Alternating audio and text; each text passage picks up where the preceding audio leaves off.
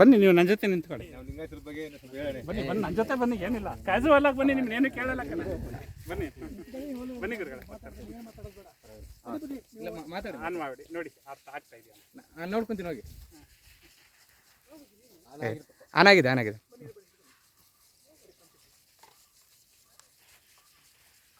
ಎಲ್ರಿಗೂ ಶರಣಾರ್ಥಿಗಳು. ನಾವು ಮೈಸೂರಿಂದ ಶರಣ ವಿಶ್ವವಚನ ಫೌಂಡೇಶನ್ನಿಂದ ಬಂದಿದ್ದೇವೆ.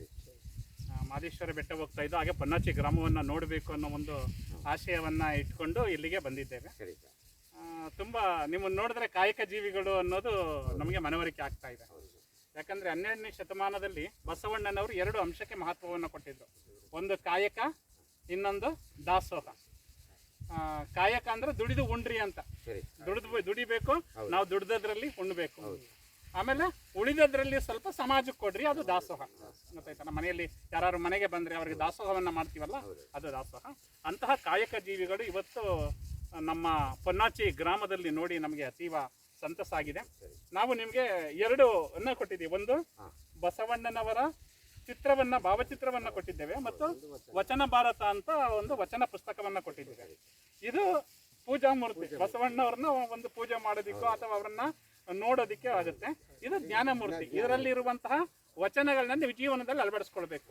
ಈಗ ಉದಾಹರಣೆ, ಬೆಳಿಗ್ಗೆ ಹಾಸಿಗೆಯಿಂದ ಎದ್ದಾಗ ಒಂದು ವಚನ ಇದೆ, ಎನ್ನ ವಾಮಕ್ಷೇಮ ನಿಮ್ಮದಯ್ಯ, ಎನ್ನ ಹಾನಿ ವೃದ್ಧಿ ನಿಮ್ಮದಯ್ಯ, ಎನ್ನ ಮಾನಾಪಮಾನವು ನಿಮ್ಮದಯ್ಯ, ಬಡ್ಡಿಗೆ ಕಾಯಿ ದಿಮ್ಮಿತ್ತೆ ಕೂಡಲ ಸಂಗಮ ದೇವ ಅನ್ನೋ ಒಂದು ವಚನದಿಂದ ಹಾಸಿಗೆಯಿಂದ ಎದ್ದ ತಕ್ಷಣ ನೀವು ಯಾವ ವಚನವನ್ನು ಹೇಳಬೇಕು ಅನ್ನೋದನ್ನ ಕೊಟ್ಟಿರ್ತೀವಿ.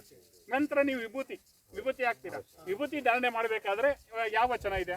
ಅಯ್ಯ ನನಗೆ ವಿಭೂತಿಯ ಕುಲದೈವ, ಅಯ್ಯ ನನಗೆ ವಿಭೂತಿಯ ಮನದೈವ, ಅಯ್ಯ ನನಗೆ ವಿಭೂತಿಯ ಸರ್ವಕಾರಣ, ಅಯ್ಯ ನನಗೆ ವಿಭೂತಿಯ ಸರ್ವಸಿದ್ಧಿ ಅನ್ನೋ ಒಂದು ವಚನ ಇದೆ. ಈ ವಚನವನ್ನು ಹೇಳ್ಕೊಂಡು ನೀವು ಭಸ್ಮಧಾರಣೆಯನ್ನು ಮಾಡುವಂಥದ್ದು.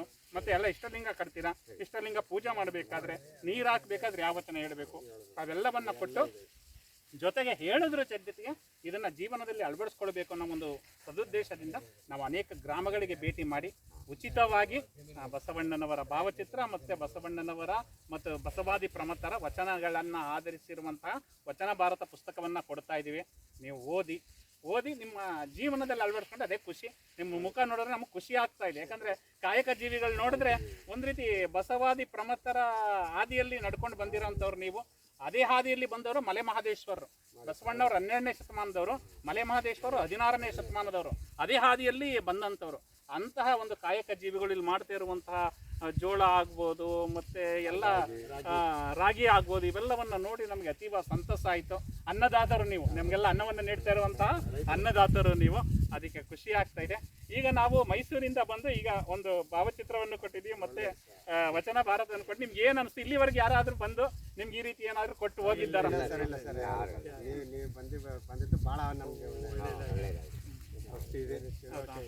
ಏನಾದರೂ ಏನು ಹೇಳಕ್ ಬಯಸ್ತೀರಾ ನೀವು? ಈಗ ನಾವು ಇದು ವಚನ ಬುಕ್ ಕೊಟ್ಟಿದ್ದೀವಿ, ಮತ್ತೆ ಇದರಿಂದ ನಿಮಗೆ ಸಂತೋಷ ಆಗಿದೆ. ನಮ್ಗೆ ಇಷ್ಟೊಂದು ಜ್ಞಾನ ಶಕ್ತಿ ಕೊಡ್ತೀರಾ ಅಂದರೆ ನಮಗೂ ಭಾಳ ಸಂತೋಷ.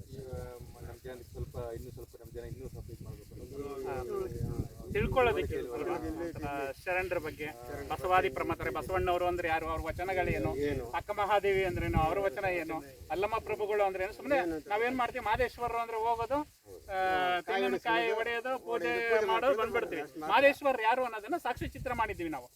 ಇಲ್ಲೇ ಬಂದು ನಾವು ಮಲೆ ಮಹದೇಶ್ವರ ಬೆಟ್ಟದಲ್ಲಿ ಎಲ್ಲ ವಿಡಿಯೋ ಎಲ್ಲ ಮಾಡಿ, ಮಲೆ ಮಹದೇಶ್ವರರು ಶ್ರೀಶೈಲದಿಂದ ಬಂದು ಇಲ್ಲಿ ಐಕ್ಯ ಆಗೋವರೆಗೂ ಸಂಪೂರ್ಣ 1 ಗಂಟೆಯಲ್ಲಿ ಅವರ ಜೀವನ ಚರಿತ್ರೆಯನ್ನು ಕೊಟ್ಟಿದ್ದೀವಿ. ನಾಗಮಲೆಗೆ ಹೋಗಿ ನಡ್ಕೊಂಡು ಹೋಗಿದ್ದೀವಿ ನಾವು. ನಾಗಮಲೆಗೆ ನಡ್ಕೊಂಡು ಹೋಗಿ ಅಲ್ಲೂ ಕೂಡ ವಿಡಿಯೋಗ್ರಫಿಯನ್ನು ಮಾಡಿ ಇಡೀ ವಿಶ್ವಕ್ಕೆ ಮಲೆ ಮಹದೇಶ್ವರರ ಜ್ಞಾನವನ್ನು ತಿಳಿಸಬೇಕು ಅನ್ನೋ ಒಂದು ಉದ್ದೇಶದಿಂದ ಮಾಡಿದ್ದೇವೆ. ಅದೇ ಉದ್ದೇಶ ನೀವು ಜೊತೆ ಕಾಯಕ ಮಾಡ್ತೀರಾ, ಮಾಡೋದ್ರ ಜೊತೆಗೆ ಈ ಒಂದು ಅಂಶಗಳನ್ನು ನೀವು ತಿಳ್ಕೋಬೇಕು ಅನ್ನೋ ಒಂದು ಸದುದ್ದೇಶದಿಂದ ನಾವು ಮೈಸೂರಿಂದ ನೀವು ಬಂದಿದ್ದೇವೆ. ಇನ್ನೇನಾದರೂ ನಿಮ್ಮ ಅಭಿಪ್ರಾಯವನ್ನು ವ್ಯಕ್ತಪಡಿಸ್ಬೋದು. ಯಾಕಂದ್ರೆ ಇದೇ ಪ್ರಥಮ ಅಂತ ಹೇಳ್ತಾ ಇದ್ದೀರಾ. ಈ ರೀತಿ ನೀವು ಬಂದು ಪುಸ್ತಕವನ್ನ ಕೊಡ್ತಾ ಇರೋದು, ಬಸವಣ್ಣವರ ಒಂದು ಭಾವಚಿತ್ರವನ್ನ ಕೊಡ್ತಾ ಇರೋದು ಪ್ರಥಮ ಅಂತ ಹೇಳ್ತಾ ಇದೆ. ಇದರ ಬಗ್ಗೆ ನೀವೊಂದೆರಡು ಮಾತು ಸ್ವಲ್ಪ ಹತ್ರ ತಗೊಂಡು ಮಾತಾಡೋದು. ಹತ್ರ ತಗೊಂಡು ಲಿಂಗಾಯತ ಹುಟ್ಟಿದ್ದೆ ನಾವು ಏನು ಕೇಳಿಸ್ತೀವಿ. ಈಗ ನೀವು ಹೇಳಿ ಅದನ್ನು. ನಮ್ಗೊಂದು ಅಪ್ಪ ಇಂಟಿಲ್ಲ ಏನು ಸಿಗ್ತಿಲ್ಲ, ಅದಕ್ಕೆ ಏನು ಕಪ್ಲಿಂಗ್ ಆಯ್ತು ಬಿಡ್ತಾ ಅನಿಸ್ತಾ ಅದು. ಇದೆಲ್ಲ ನೀವು ಇಲ್ಲಿ ಬಂದು ಹೇಳ್ತದೆ ನಮ್ಗೆ ಲಿಂಗಾಯತ ಹುಟ್ಟಿದ್ರೆ ನಾವು ಬಂದು ಇದೇನು ಪುಣ್ಯ ಅನಿಸ್ತದೆ. ಈಗ ಮಾತಾಡಿ ಕಾಣುತ್ತಾ? ಇವ್ರ ನೀನೇ ಮಾತಾಡಿ ಹೇಳಿ ಅಣ್ಣ, ನಿಮ್ಗೆ ನೀವು ಜನರಲ್ಲ ಮಾತಾಡಿ, ಏನು ಅದರಲ್ಲಿ ಏನೇನಿಲ್ಲ. ನಾವು ಬಸವಣ್ಣರು ಇದೆಲ್ಲ ಓದಿದ್ದೀವಿ, ಶರಣಲೀಲಾಮೃತ ಅಂತ ಇತ್ತು. ಶರಣಲೀಲಾಮೃತ ಶರಣಲೀಲಾಮೃತ ಎಲ್ಲ ಓದಿದ್ವಿ, ಎಲ್ಲ ಅಲ್ಲಿ ಕಲ್ಲೆ ಇಲ್ಲಾದರೆ ಬಸವಣ್ಣರು ಓದಿದ್ವಿ, ಫುಲ್ಲಿಗೆಲ್ಲ ಓದಿದ್ವಿ. ಒಂದು ಆರಾಧ್ಯ ಆಗಲಿ ಏನಾದ್ರೆ ಅಂದರೆ ಕಾರ್ಯ ಆದರೆ ಬಸವಣ್ಣರಿಗೆ ಓದೋದು. ಆದರೂ ಸರ್ ಓದಿದ್ರೆ ನಾವು ತಿಳ್ಕೊತೀವಿ. ನಮ್ಮಲ್ಲಿ 3 ಜನ ಇದ್ದಾರೆ ಸರ್, ಸುಮಾರು 3 ಜನ, ಲಿಂಗಾಯತರಲ್ಲಿ 3 ಜನ ಇದ್ದಾರೆ. ಅವ್ರು ತಿಳ್ಕೊಂಡಿಲ್ಲ. ಖಂಡಿತ ನಾವು ಎಷ್ಟೇ ಬೆಳಗಾನು ಕೂತ್ಕೊಂಡು ಓದಿದ್ರು ಬೆಳಕರ ಮೇಲೆ ಯಾವ್ದು ಓದಿದ್ರಿ ಅಂತ ಹೇಳ್ತಾರೆ. ಏನು ಹೇಳ್ತೀರಾ? ನಿಮ್ಮಂತ ಅಂದ್ರೆ ಬಂದಿಸ ಕೇಳಿಸ್ಕೊಂಡದನ್ನ ಜೀವನದಲ್ಲಿ ಅಳವಡಿಸ್ಕೊಳ್ಬೇಕು, ಮತ್ತೆ ಜ್ಞಾನಶಕ್ತಿ ಇಲ್ಲ. ಶಾಶ್ವತವಾಗಿ ಗ್ರಹಣ ಶಕ್ತಿ ಇರಬೇಕು, ಜ್ಞಾನಶಕ್ತಿ ಇದ್ದಾಗ ಅದು ಉಳ್ಕೊಳ್ಳುತ್ತೆ. ನಿಮ್ಮಂಥವ್ರಿಗೆ ನೋಡಿ ಈಗ ಬಂದ್ರಿ, ಎಲ್ಲ ವಿವರವಾಗಿ ಹೇಳಿದ್ರಿ. ಹೇಳಿದ್ರೆ ಯಾರೋ ಸ್ವಲ್ಪ ನಮ್ಮವ್ರು ಸ್ವಲ್ಪ ತಿಳುವಳಿಕೆ ಬರ್ತದೆ ಅಂತ ನಮ್ಗೆ ನಂಬಿಕೆ ಇದು ಮಾಡೋಣ. ಮುಂದೊಂದು ದಿನ ನಿಮ್ಮಲ್ಲಿ ಒಂದು ಉಪನ್ಯಾಸವನ್ನ ಬಂದೇ ಮಾಡಿದ್ದು ನಮಗೆ ಭಾಳ ಸಂತೋಷ, ಭಾಳ ತಿಳುವಳಿಕೆ ಆಗಿದೆ ಸರ್. ಮುಂದೆ ಒಂದಿನ ನಿಮ್ಮ ಪೊನ್ನಾಚಿಯಲ್ಲೇ ಒಂದು ಉಪನ್ಯಾಸ ಕಾರ್ಯಕ್ರಮ ಏರ್ಪಡಿಸಿ ಮಲೆ ಮಹದೇಶ್ವರರ ಬಗ್ಗೆ, ಬಸವಣ್ಣವ್ರ ಬಗ್ಗೆ ಅದಕ್ಕೆ ಒಂದು ವಿಚಾರವನ್ನು ಮುಟ್ಟಿಸೋದಕ್ಕೆ ನಾವು ಪ್ರಯತ್ನ ಪಡ್ತೀವಿ. ಇದು ಹಾಗೆ ರಸ್ತೆಯಲ್ಲಿ ಹೋಗುವಾಗ ನಾವು ನಿಮ್ಮ ಗ್ರಾಮವನ್ನು ನೋಡಿ ಹೋಗೋಣ ಅಂತ ಬಂದ. ಆದರೂ ಕೂಡ ಇಷ್ಟು ಜನ ಸಿಕ್ಕಿದ್ದೀರಲ್ಲ, ತುಂಬ ಖುಷಿ ಆಯಿತು. ನಿಮಗೆ ಶರಣಾರ್ಥಿಗಳು. ನೀವೇನು ಹೇಳಕ್ಕೆ ಇಷ್ಟಪಡ್ತೀರಿ ಅಣ್ಣ? ಹೇಳಿ, ಮಾತಾಡಿ. ಕಟ್ ಮಾಡಿ.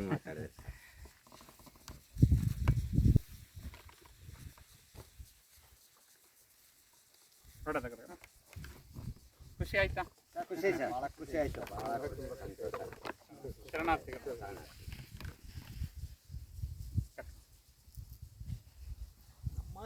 ನಾವುಗಳೇ ಖುಷಿ ಪಡೋದು, ಎಲ್ರಿಗೂ ಖುಷಿ ಪಡೋದು. ಕಟ್ ಮಾಡಿ.